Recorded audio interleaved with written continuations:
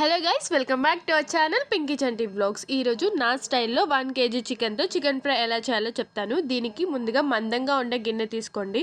అందులో 4 table spoons వరకు oil వేసుకోండి. ఆయిల్ హీట్ అయిన తర్వాత ఒక ఆనియన్ని చిన్నగా స్లైసెస్గా కట్ చేసుకొని వేసుకోండి.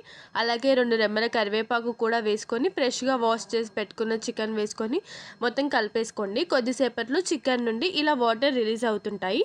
అప్పుడు 1 టేబుల్ స్పూన్ పసుపు, 2 to 3 టేబుల్ స్పూన్స్ వరకు అల్లం వెల్లుల్లి పేస్ట్ వేసుకొని అల్లం వెల్లుల్లి పేస్ట్ పచ్చివాసన పోయేంత వరకు బాగా మిక్స్ చేయండి.